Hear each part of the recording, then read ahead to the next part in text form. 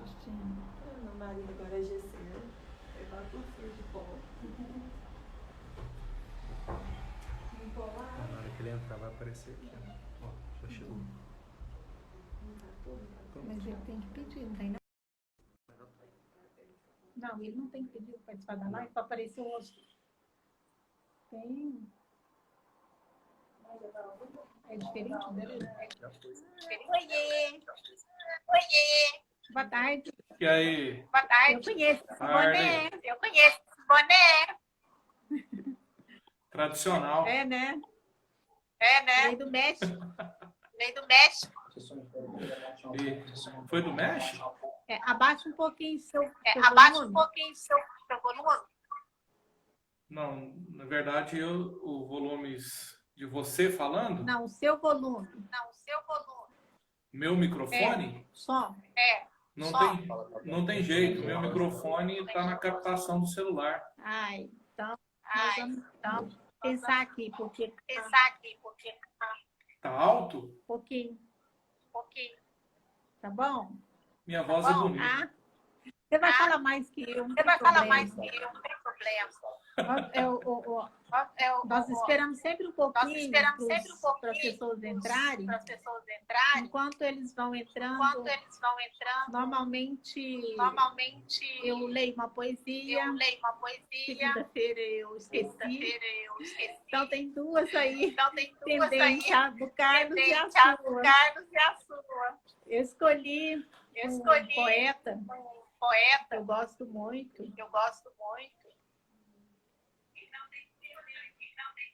É o Patativa da Saé. Você vai gostar também. E ele tem muito os escritos dele. Ele faz uma reflexão social do lugar dele, né? Que é o Nordeste. E a que eu escolhi para hoje, Justina, fala o seguinte: eu sou de uma terra que o povo padece, mas não esmorece e procura vencer. Da terra querida, que a linda cabocla, de riso na boca, zomba no sofrer. Não nego meu sangue, não nego meu nome. Olho para a fome, pergunto o que há. Eu sou brasileiro, filho do Nordeste. Sou cabra da peste. Sou do Ceará. Essa vai pro G. Essa vai pro G também, né? Então, Patativa tem uns textos muito bacanas, alguns muito atuais, parece que escreveu para nós hoje, né? E cada live eu estou tentando ler um pouco, fazer reflexão, pensar junto com os professores. E para mim, pessoalmente, é uma honra, né, estar com você, lidar com esse tema tão bacana que a gente escolheu junto sobre a criatividade nos modos de ensinar. Então, assim, seja bem-vindo. É um prazer te receber aqui. E vamos lá contar suas histórias de criatividade. Eu viajei com você para a França, amei, né, virtualmente. E a gente vai conversar disso, né, das suas aulas do pacto para 3.000 pessoas. Como é que a gente convence o outro a nos ouvir? Como é que o outro nos compreende? E de que lado nós estamos? Tá bom? Seja bem-vindo, professor Justino. Se eu souber falar disso tudo aí, eu já estou feliz. Quando a gente fala assim, pode falar tia Sônia também? Ou tem que ser... Eu tenho que falar assim, professora doutora Sônia? Eu vou deixar você me chamar. Vou deixar você me chamar de tia, mas tem um monte de sobrinho meu que entrou aí, viu? O Paulo Júnior vai ficar com ciúme, porque é sobrinho de sangue. Então, eu tenho alguns sobrinhos que estão entrando aí para nos ouvir. Mas você é o sobrinho do coração, você sabe disso. Culpa da Gabi, pois é, que ficou ensinando a gente. Então, Sônia, mas eu acho que o prazer é meu. O Jorge aí dando oi para nós. Culpa minha? Claro, Gabi, sempre culpa sua. Se a gente não tem alguém para culpar, a gente culpa você, Gabi. Mas eu acho que o prazer é meu, né, em podermos aí bater um papo, já que nesse distanciamento aí, infelizmente, a gente demorou para podermos bater um papo, né, e ficamos um pouco distante. As nossas conversas sempre foram muito agradáveis, tanto aquelas dos corredores, quanto as da sala de aula, né? Nós nos encontramos em vários papéis, né?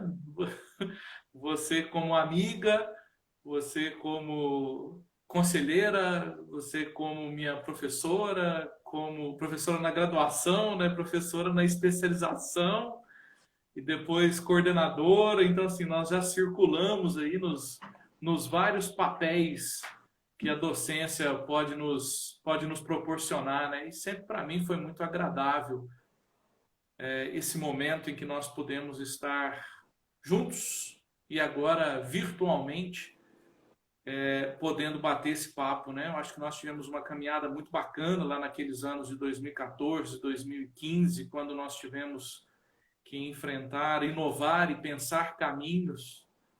E eu acho que é isso aí, né? O nosso caminhar docente se faz por meio do reinventar, né? Já que nós temos aí que nos guiar por alguém, e eu acho que a nossa relação tem um guia bastante iluminado, que é o Paulo Freire, que sempre guia as nossas conversas e os nossos pensamentos. E eu acho que pensando nele é que a gente pensa na reflexão, ação, como professores, e como nós vivemos e hoje como nós sobrevivemos. Exatamente. Nessa ação e nessa reflexão, onde a gente agora realmente está vivendo um dia de cada vez e no dia seguinte pensa o dia anterior e projeta o próximo, tentando encontrar os nossos caminhos, tanto naquilo que concerne a vida pessoal, quanto ao nosso exercício da docência, porque hoje nós estamos tendo aí que nos virar com aquilo que a gente nunca viu, que nós não vivemos, ou que vivíamos por escolha, viver no mundo virtual, mas por uma escolha. Hoje nós temos que viver por uma falta de escolha.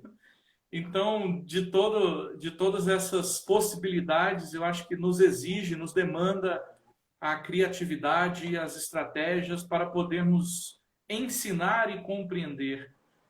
E aí, pensando sobre esse ensinar, que não é ensinar matemática, física, química, biologia ou história, né? Mas ensinar também com nossos exemplos e com as nossas possibilidades de encontrarmos caminhos como, por exemplo, esse que você está fazendo, que é sim uma extensão, já que você é uma extensionista, que é uma forma de fazer extensão, mas que é também uma forma de inventar um meio para se sobreviver e encontrar um sentido nisso tudo. Porque se eu bem lhe conheço, que é uma pessoa que vive no meio das multidões e agora se vê apartada disso, tenho certeza que não são momentos fáceis.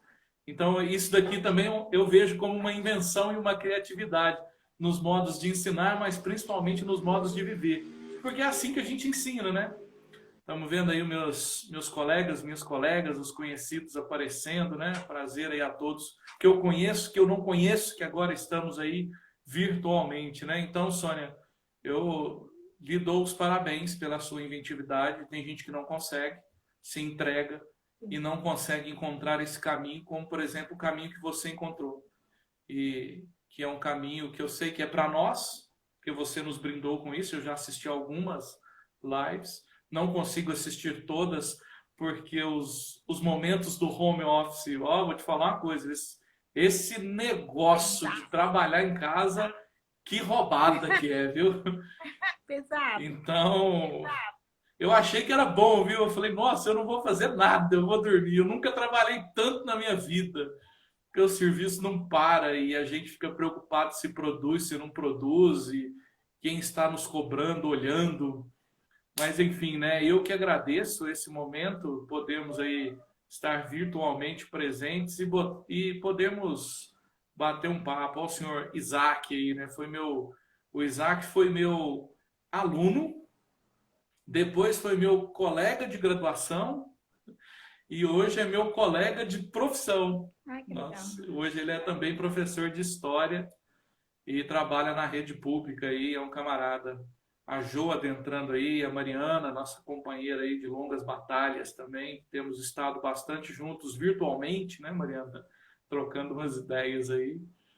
Mas vamos lá, Sônia. Sou todo ouvidos e fala. Você sabe que se deixar eu falar, eu não Ai, paro, vamos lá, né? mas E ainda falando no Paulo Freire, ó, também estou aqui com a minha camiseta chinesa, né?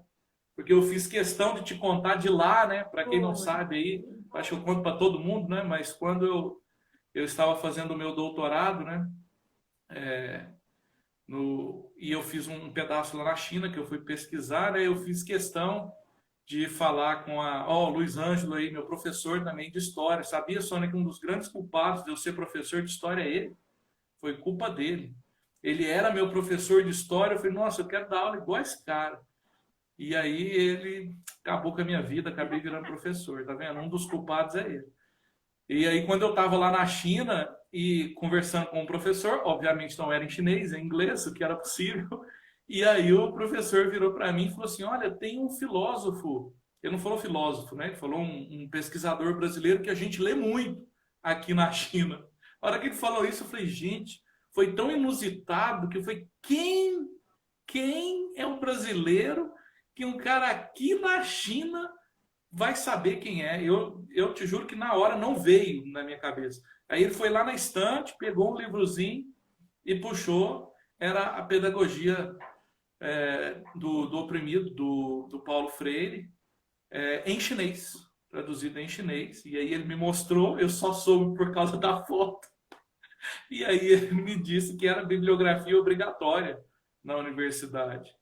E isso foi assim, na hora eu te mandei a mensagem, né? Lá da China mesmo, eu te mandei, falei, Sônia, olha aqui, o cara falou do Paulo Freire com a gente. Então isso tudo são momentos nossos aí que nós vamos compartilhando, né? Mas vamos lá, eu acho que o pessoal está entrando, né? Tá, já tem um número Vamos bom de... começar a nossa conversa. Então, Justino, eu fico muito feliz, né, da sua trajetória. Você me lembra muito a minha juventude e teve um período, quando eu me tornei professora, as minhas professoras já tinham morrido. E hoje eu estou podendo vivenciar um pouco disso que você falou. Os meus alunos, você não é aluno pré, né? Você foi meu aluno pré e hoje é meu colega de trabalho. Então, assim, os meus alunos, de forma geral, hoje muitos são meus colegas de trabalho. Me ajudam a pensar, repensar, e isso me torna mais jovem. Então, assim, quando eu aposentei, uma coisa você tem razão. O primeiro mês foi lindo, o segundo também, o terceiro entrei em depressão. Porque não tinha o que fazer, cadê meus alunos, cadê o povo que me ajudava a pensar? E quando começou esse ano, primeiro com o problema da cerveja, né? Esse ano não foi um bom ano. Depois a pandemia, eu pensei, para não morrer, eu preciso me reinventar e vou chamar algumas pessoas que eu conheço e que partilham das nossas crenças para a gente conversar sobre educação, conversar sobre a nossa profissão, nosso ofício de ser professor. E se tem uma coisa que me deixou muito feliz, foi poder partilhar da sua trajetória acadêmica como aluno na pedagogia, do seu mestrado, do seu doutorado, das suas dificuldades, das suas incertezas. E você está colhendo, né, os frutos da... Você é uma pessoa obstinada. Quando você quer uma coisa, você faz. E isso, hoje, eu sinto que precisa ser uma bandeira nossa. Nós precisamos ser mais determinados para enfrentar o isolamento, para sermos coletivos. Como nós somos coletivos e acreditamos no coletivo, esse momento nos fortalece. E eu queria, para não esquecer, porque a live ela é muito rápida, te parabenizar e queria colocar para todos os professores que estão presentes agora, se no final eu lembrar, eu vou falar disso de novo, sobre a sua tese que está sendo indicada pela CAPES, né, para receber um prêmio. E você pode ter certeza que eu vou torcer muito. Né? Você sabe que pelo texto, pelo tema, pelo lugar, por todas as dificuldades que você passou para chegar onde você está. É professor de uma rede federal, de um instituto federal, uma responsabilidade imensa com um monte de adolescentes que depende de você para poder aprender a ser homem, a ser humano, muito mais do que os conteúdos que a gente aprende na escola. E o que me interessa, e por isso você está aqui hoje, é o ser humano que você se tornou. Isso me dá um orgulho danado. Tá?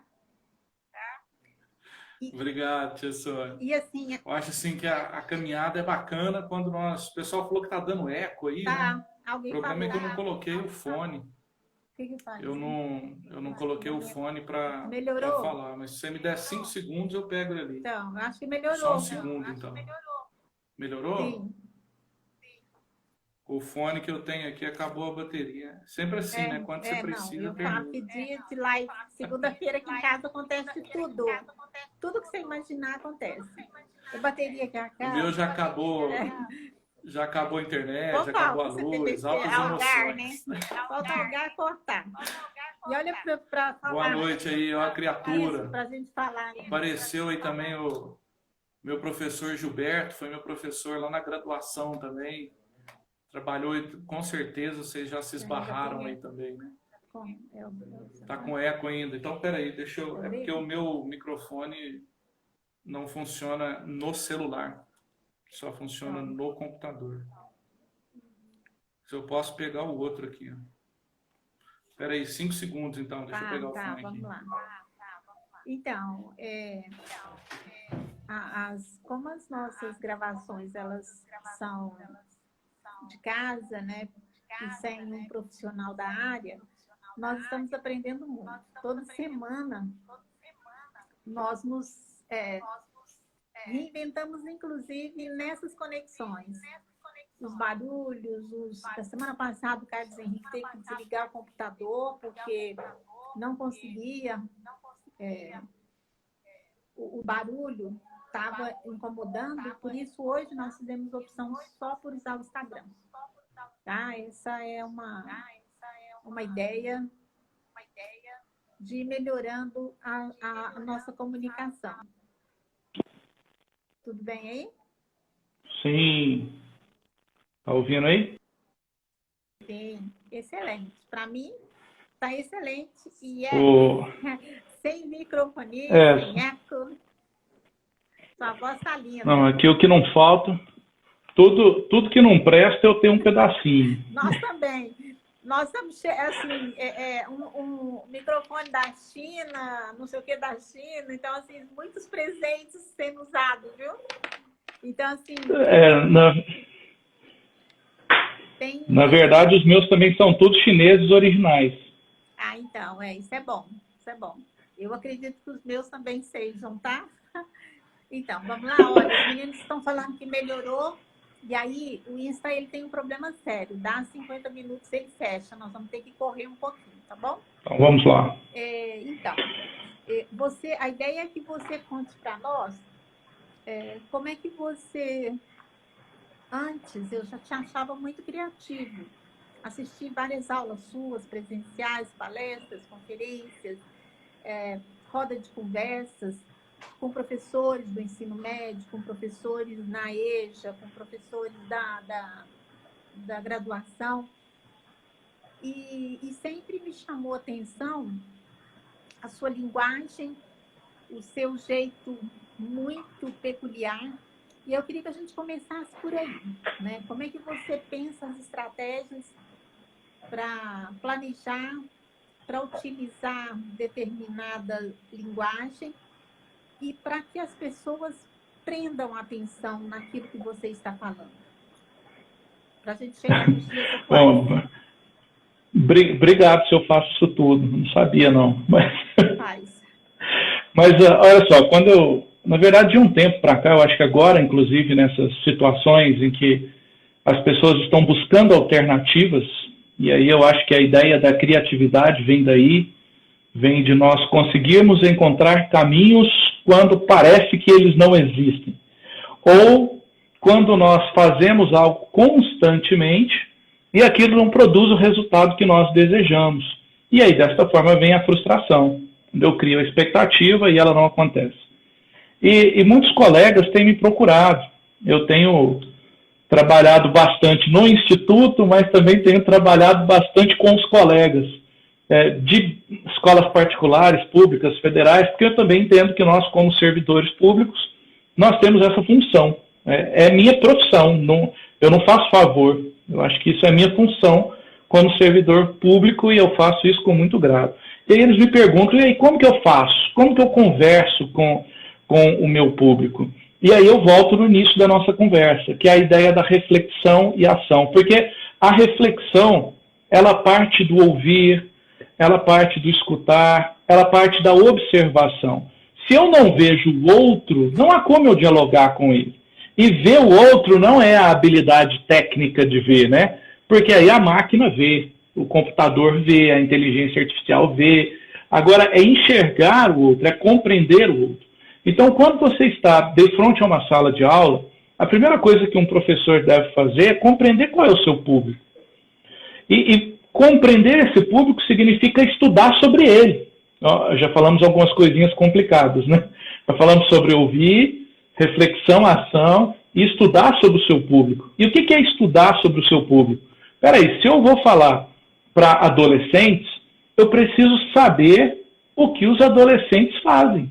Isso significa estudar a juventude. Isso significa compreender quais são as relações da juventude.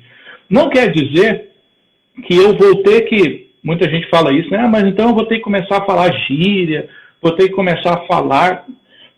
Estar no mesmo patamar que o seu aluno não significa permanecer nele, mas significa encontrar com ele. Quando eu encontro com ele, aí eu consigo caminhar com ele. Então, quando nós falamos em ser criativos, na verdade não há nada mais simples do que ser criativo. Porque ser criativo é olhar, compreender e escutar. E aí refletir e agir sobre o que você faz.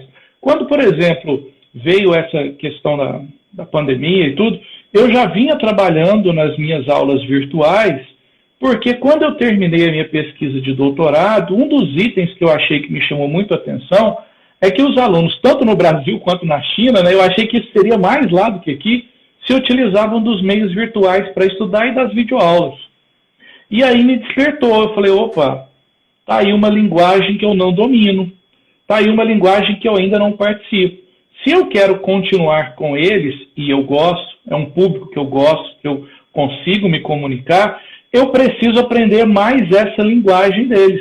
Eu preciso aprender como que eles estão se comunicando. Eu não posso só menosprezar o que eles gostam. Porque a gente vê os YouTubers, e agora nós somos YouTubers e Instagrammers, e aí a gente falava mal, eu falava mal. Os irmãos Neto, Lucas Neto, Felipe Castanhari, eu olhava para esse Débora Ladim, que é o expoente aí da história da internet com aulas de história, eu olhava e menosprezava. E aí eu comecei a olhar e falei assim, não, peraí, eu preciso ouvir por que esses meninos gostam, o que esse pessoal tem de bom, e aí aprender,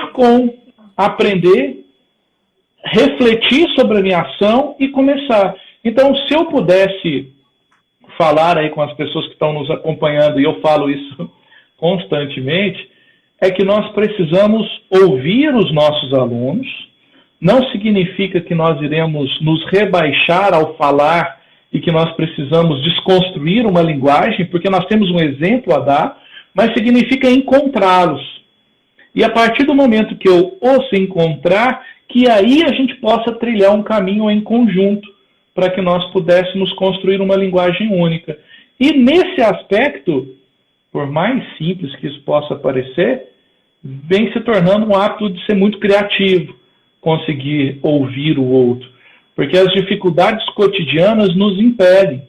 E aí, ao invés da gente ouvir o que está acontecendo na nossa frente, a gente ouve os nossos costumes, as nossas tradições, e esquecemos de agir e de refletir sobre o que acontece, que é a famosa prática docente repetitiva. Eu vou repetir dentro da sala de aula o que eu vi um professor fazer, o que eu ouvi, e não vou refletir sobre ela. Eu simplesmente vou repetir essa prática. Então, uma coisa que eu sempre tentei fazer, é que aí alguns professores entraram aí na live, né? E aí incluindo você, Sônia, é que eu observo muito. E aí eu tento aprender com todo mundo.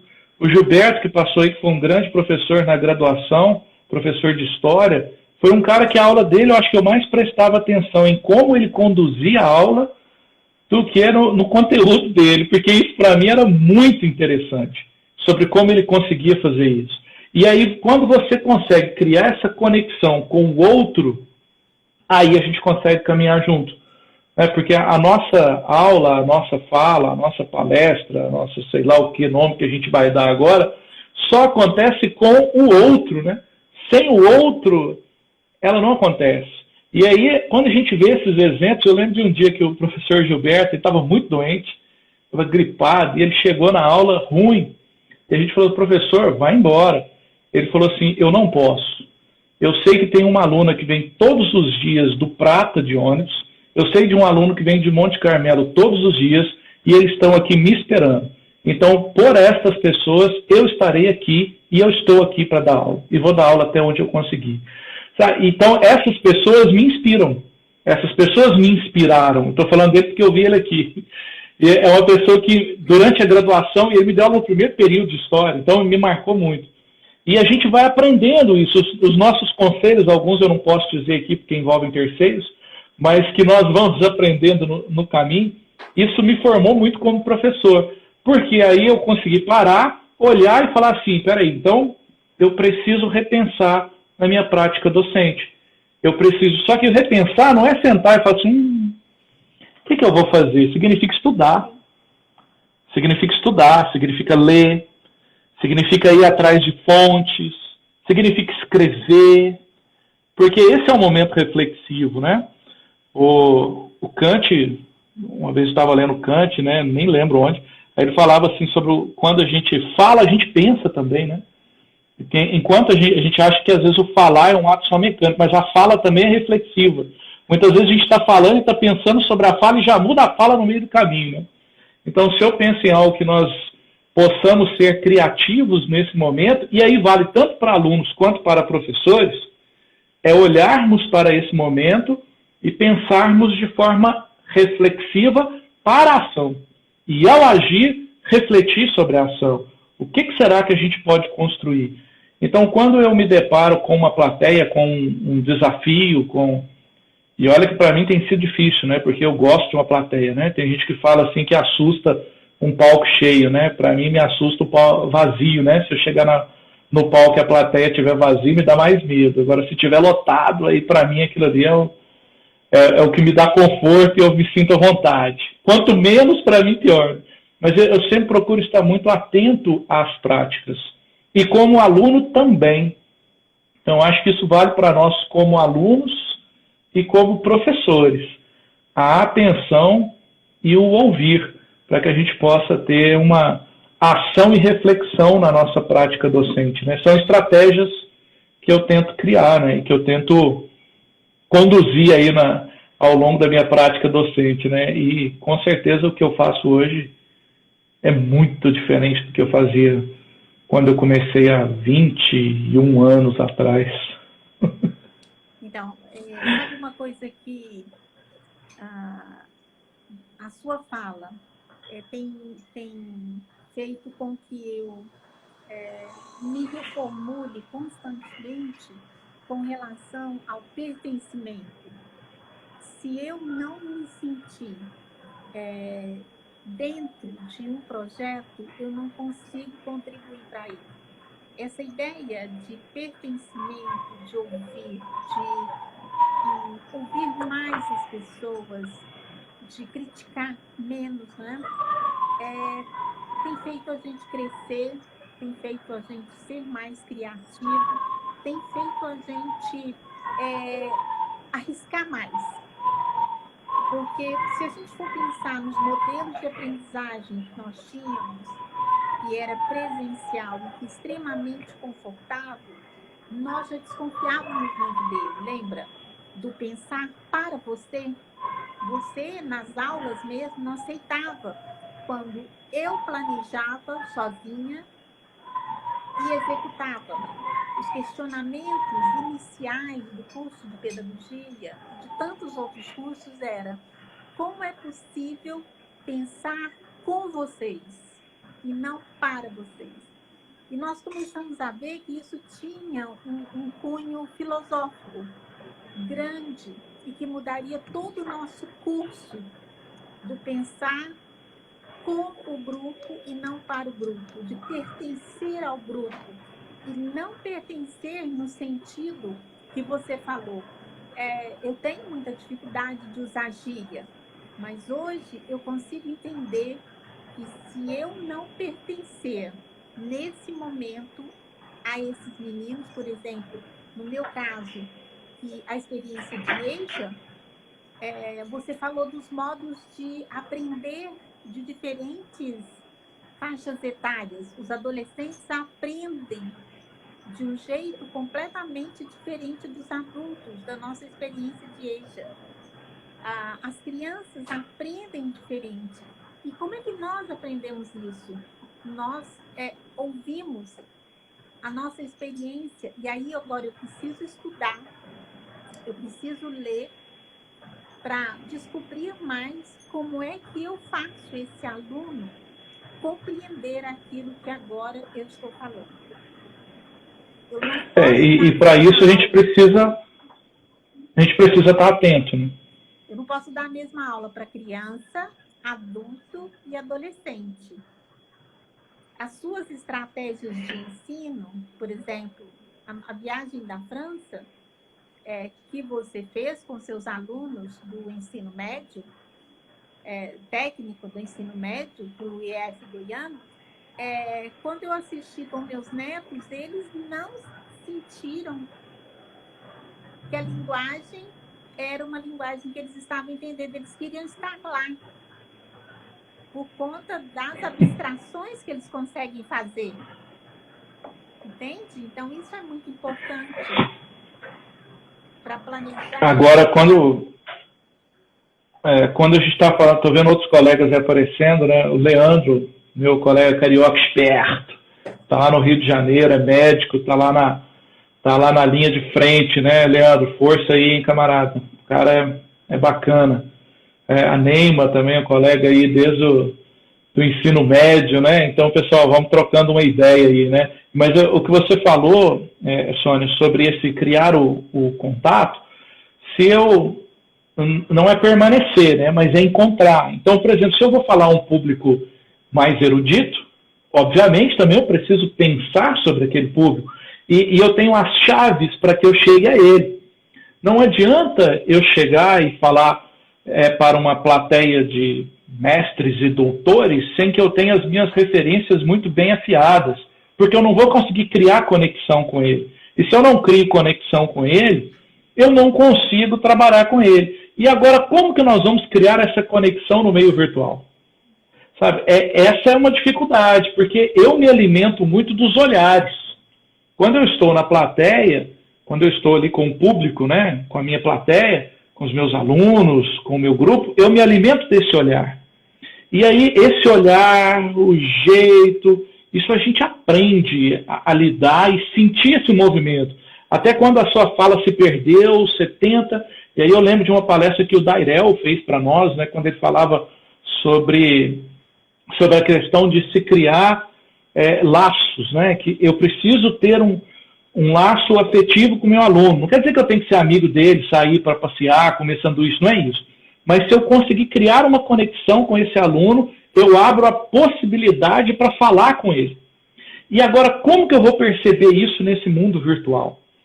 esse talvez seja um grande desafio que nós vamos ter que enfrentar pela frente. Que nós vamos ter que começar a perceber isso a partir de um mundo que não será mais físico, ou que neste momento não se apresentará mais físico. E você estava falando também, né, que a gente já vinha questionando esse modelo de educação nosso, e eu lembro de uma palestra que a gente fez lá, onde foi, em Belo Horizonte, o pessoal lá, acho que foi uma das primeiras palestras do Pacto. Não, acho que você você foi também, né? E aí a secretária de Educação falou, e eu falei depois dela, e aí eu contradisse a fala dela, né? Que ela tinha falado sobre o menino trivia. Mas porque quando a gente pensa em educação, o que menos nos ocorre, às vezes, é a reflexão-ação. Porque o trabalho, o cotidiano, ele nos atropela e a gente vai fazendo. E a gente segue fazendo. E o que eu estou vendo agora é essa realidade batendo na nossa cara e exigindo novas possibilidades. Eu ouvi esses dias de um professor que me disse assim, né? Ah, mas os alunos não estão fazendo as atividades online. Só para que vocês saibam, o Instituto Federal Goiano voltou com as atividades EAD, né? E eu sou o coordenador de EAD do meu campus. Aí eu falei assim, e presencialmente eles prestavam atenção e faziam? Não. Eu falei, então o que mudou? Então será que essa não é exatamente a oportunidade que você precisa para pensar sobre o seu fazer docente? E aí o fazer docente vai cair na prática discente também, porque o aluno também começa a refletir sobre a prática dele como estudante. Teve aluno que virou para mim e falou assim, nossa, professor, agora aquela aula que eu não entendia, eu vi 3 vezes. Está muito melhor. Porque agora a gente começa a trabalhar com a ideia de que o tempo pode ser flexível para esse aluno. E eu não preciso fazer essa crueldade do sistema dos grupos escolares, em que eu pego um aluno, empacoto ele numa salinha de aula de 50 minutos e digo, olha, agora todos vocês são iguais e todos vocês aprendem a mesma coisa ao mesmo tempo, do mesmo jeito, e é agora. E se não for agora, acabou 50 minutos entre a física, acabou 50 minutos entre história, acabou 50 minutos... Esse modelo é insano. Só que a gente não pensa muito sobre ele. Por quê? Porque é assim. E aí segue. E talvez agora seja um momento em que nós estamos olhando para o nosso modelo de educação, obrigados a pensar sobre o que nós estamos fazendo. E aí eu pego uma live de uma viagem, eu fui preparar uma aula sobre Renascimento, peguei uma visita à Capela Sistina. Eu fui pensar sobre filosofia, e aí, sobre história. Eu gosto muito de estudar o Marcos Napolitano, professor da USP. Eu fui lá e coloquei a aula dele. E o aluno falou, nossa, professor, mas é difícil. Eu falei assim, é com ele que eu estudo. Esse cara é o cara que me ensina. E agora você vai ouvir ele. Peraí, então, antes eu preparava a aula a partir de um sujeito, aí chegava na sala de aula, falava um monte de coisa bonita, todo mundo, nossa, que legal. Agora eu posso pegar esse cara, apresentar ele para o meu aluno, e aí eu vou ter que ocupar um outro lugar nessa relação. Que outro lugar é esse? Será que esse outro lugar é um caminho de apontar essas possibilidades para o meu estudante? Agora, será que isso me diminui como professor? Ou será que isso é uma chance para que eu consiga me colocar como um verdadeiro incentivador dessa carreira docente? Conversar com esse meu aluno, dar um feedback decente na atividade dele online, porque agora eu tenho essa possibilidade de fazer com ele. Será que agora não é incentivá-lo a participar? Ah, mas o aluno que não entra, que é difícil. Bom, eu acho que todas essas possibilidades estão postas e nós estamos trabalhando seriamente com isso, com tentar eliminar essas dificuldades de acesso. E aí também teve um professor que me cobrou isso, né? Aí eu virei para ele e falei assim, você acha mesmo que pelo fato do aluno estar na sua sala, ele está assistindo a sua aula? Ele falou, tá. E quem te garante? Quem te garante que ele conseguiu aprender alguma coisa durante a sua aula? Quem te garante que você pode ensinar? Eu lembro uma vez discutindo isso com o professor Benerval, né, com o Benê, que eu curto muito também, e ele falava isso para nós, falava assim, olha, infelizmente vocês vão ter uma grande decepção, ele estava falando para quem estava começando a carreira, né? O nosso sonho é saber como que o aluno aprende. E a gente nunca vai descobrir. Porque esses processos são muito individuais. E com o passar do tempo, e eu acho que esse tempo está passando para mim, eu começo a entender cada dia mais que o fato de eu ser um bom professor é o fato de eu ser um bom incentivador. E incentivá-los por meio das minhas ações, por incentivá-los fazendo as minhas videoaulas, que não quer dizer que ele vai aprender o que está, mas que o incentive a fazer as dele, que o incentive a produzir, que o incentive a correr atrás.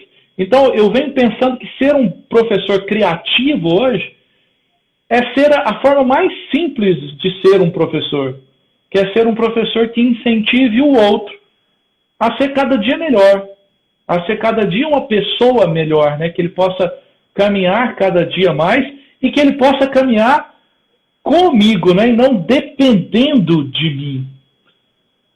E às vezes isso também é desconfortável para nós, porque a sala de aula e o presencial nos dá a sensação de controle. E aí a gente volta lá no nosso querido Foucault, né? O vigiar e punir. E aí a escola vira um grande vigiar e punir. E no meio, à distância, talvez o aluno possa nos punir e vigiar mais do que nós, porque ele conhece mais as ferramentas do que a gente. Aí traz fragilidade. E aí eu não consigo me despedir disso e me sinto frágil nessa nova realidade. É aí que eu preciso ser inventivo e criativo. Mas é de uma forma simples. É ser criativo com algo simples. É ser criativo ao motivar o seu estudante. É ser o criativo ao propor caminhos, ao propor possibilidades de leitura, de interpretação e de pesquisar, né, e de caminhar.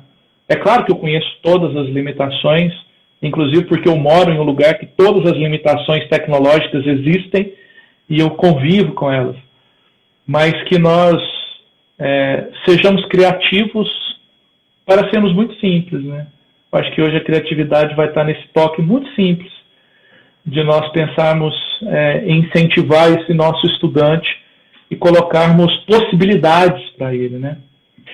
Como os nossos colegas que entraram e falaram, né? A Jo, o Anderson, que são colegas aí, que são essas pessoas inspiradoras, né? Que nós possamos trabalhar juntos. Então, eu falo pouco. Uma coisa que eu fico aqui pensando sobre o que é ser criativo, né? Porque muitas vezes a tendência no início aí, isso tem melhorado muito e eu gosto muito dessa coisa. Nós não vamos aqui avaliar se está bom ou se está ruim, não é isso que você falou? Nós vamos incentivar para que outras pessoas façam. Não vão fazer igual a mim, nem igual a você, mas vão fazer. E aí, a criatividade, para mim, ela é sinônimo de fazer diferente. De tentar fazer, de se expor, de colocar a cara à tapa. Vão criticar, vão falar, se eu não fizer, vão criticar. Se eu fizer, vão criticar. Não é assim o ser humano? E aí uma coisa muito bacana que você falou, que eu experimento isso muito nas teorias da aprendizagem, na EJA principalmente, é que os nossos alunos de diferentes idades, eles têm tempos diferentes de aprender. E o presencial, eu apresento para ele o conteúdo do meu jeito. Nas aulas à distância e nessas conversas todas que nós estamos tendo, eu estou descobrindo que quando eu ouço você de novo, ou eu vou naquela viagem da França de novo, que é a que eu mais gostei, né? Porque aquele lugar é um lugar que mexe com a gente. Eu fui sozinha, eu fui com os alunos, eu fui com o meu marido. Então, assim, é um lugar que tem história. E a história, ela mexe com a gente. Então, assim, quando falamos de tempo de aprender, cada vez que eu assisto a sua aula sobre a viagem da França e a forma como você contornou a França, Paris, né? A forma como você contorna Paris, poderia ter um outro recorte e poderia ser falado de um outro jeito, mas foi o seu jeito, foi a sua aula, e com ela eu aprendo, com ela outras pessoas veem outras possibilidades de interação. Então, o que eu fico pensando das teorias da aprendizagem é que as suas aulas, as nossas aulas, quando as pessoas vão lá de novo, é diferente, porque o presencial eu apresento uma única vez. Eu não volto mais naquele recorte, naquele lugar e com aquela linguagem.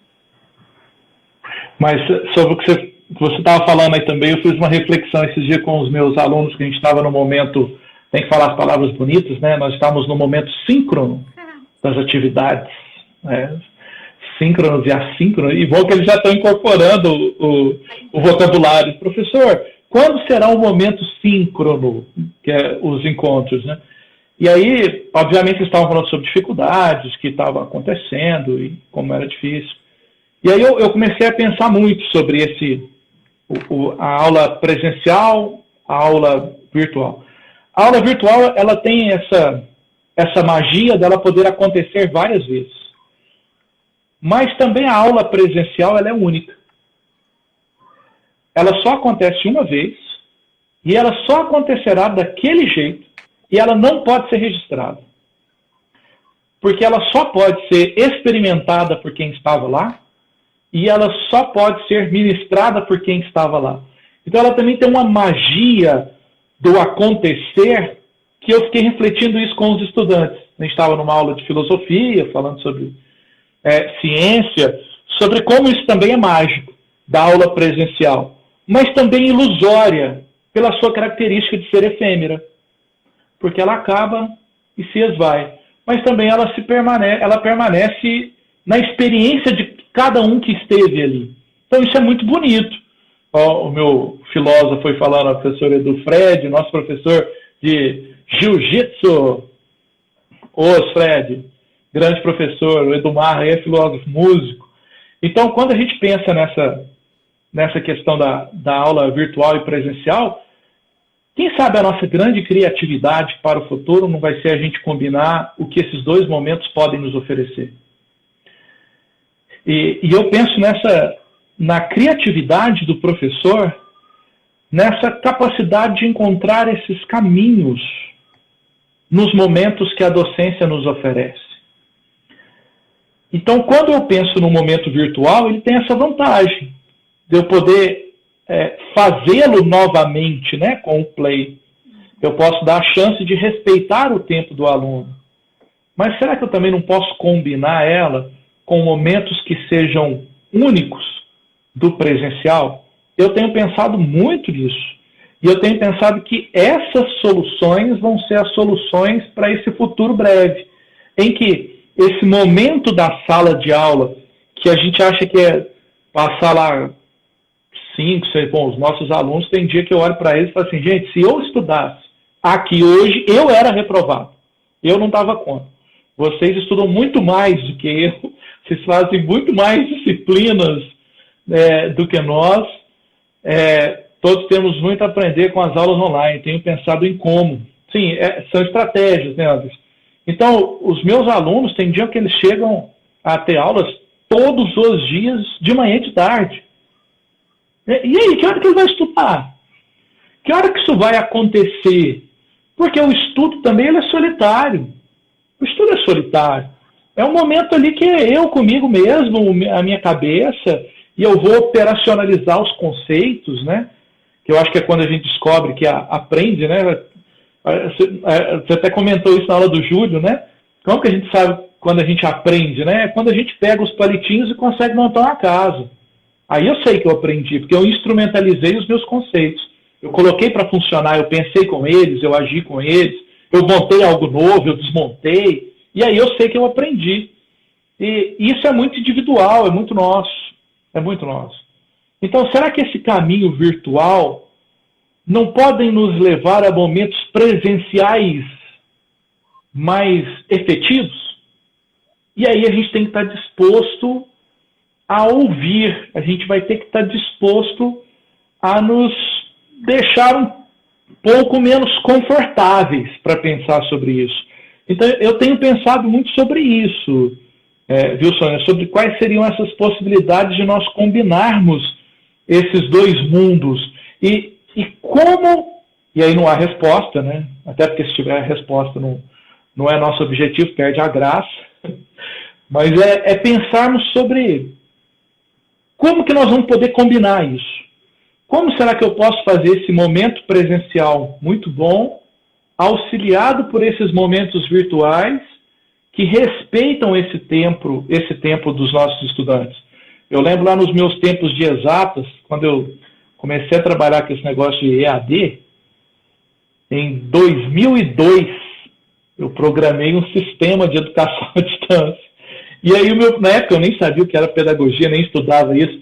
E o meu orientador virou para mim e falou assim: nós vamos realizar o sonho do Comênios, ensinar tudo a todos. Eu nem sabia que era Comênios. Depois eu fui estudar e aprendi quem era o homem. Mas o que esse meu professor lá da engenharia falava era assim, é que a tecnologia nos permite individualizar vários aspectos que a educação em massa não permite. Então, será que a gente não consegue, e aí é um desafio para nós professores, será que a gente não consegue utilizar as plataformas para individualizar?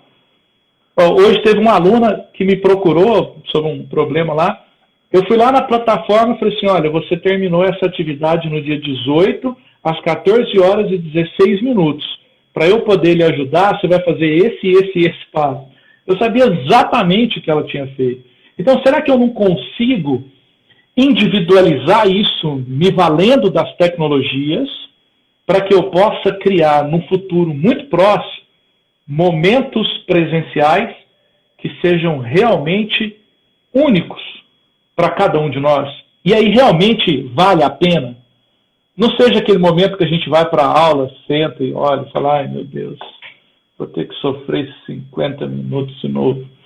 Eu já sofri muitos 50 minutos. Eu já passei por vários sofrimentos. Então, será que não seria esse momento de fazermos uma escola muito mais significativa?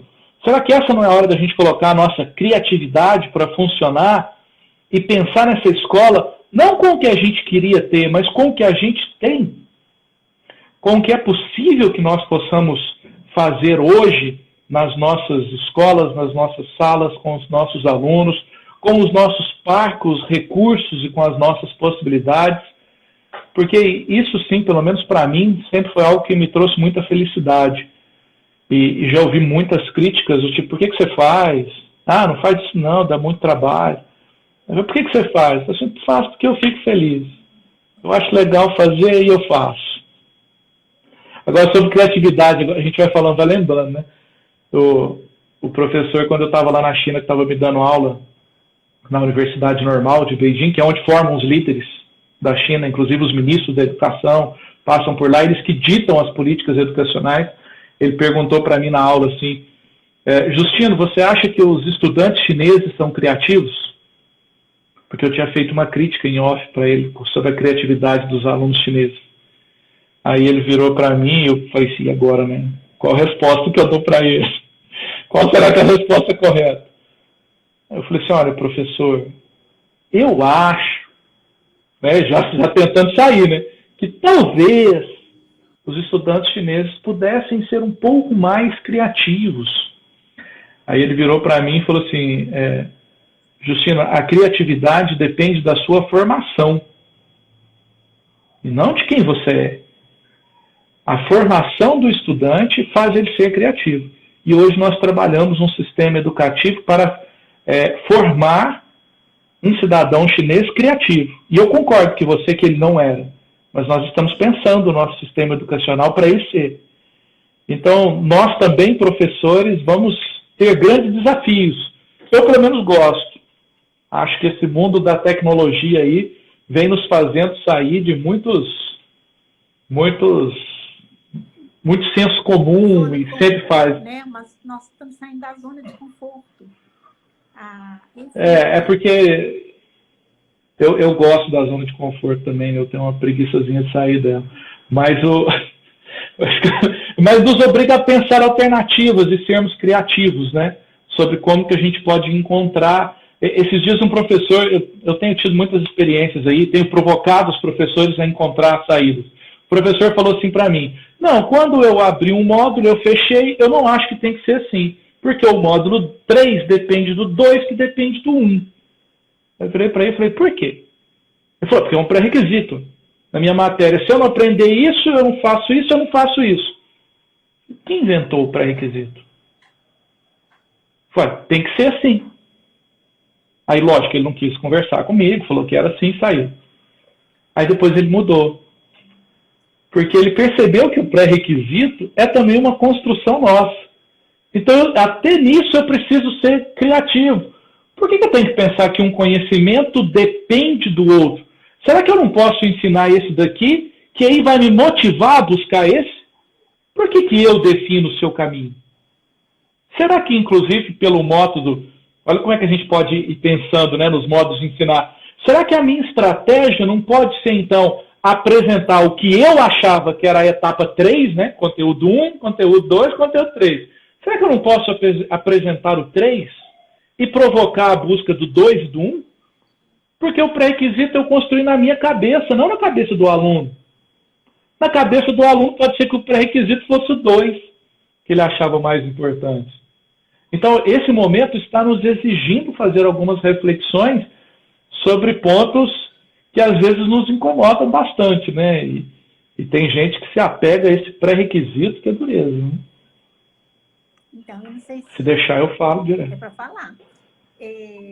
Você, inclusive, está confirmando uma hipótese nossa, né, minha, da Gabriela e do Nicolas, sobre mudar de lugar.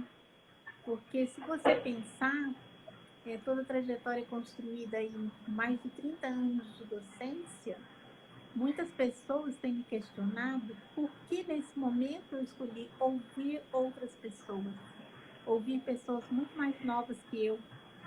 Quantas pessoas que passaram, né, nessas lives que eu estou fazendo, e por que eu escolhi esse lugar aqui de ouvir?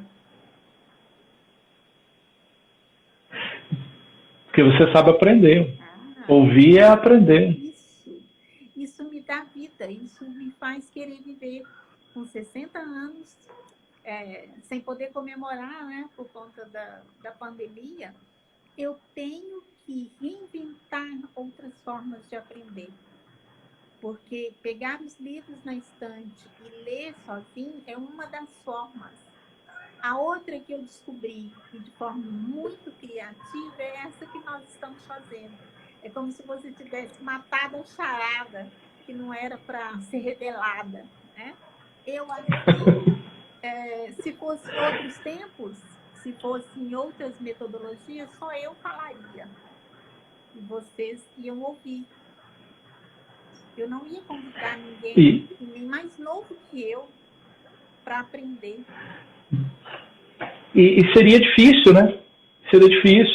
Olha como que a tecnologia cria caminhos, né? Já que nós estamos falando sobre criatividades nos modos de ensinar, né? Teve um colega nosso aqui do IF que fez uma aula que eu falei, cara, fantástico.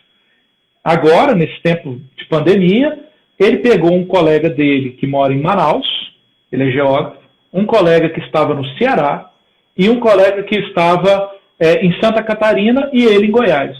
Aí ele pediu para os alunos logarem ao mesmo tempo na plataforma e cada uma das pessoas filmou o pôr do sol.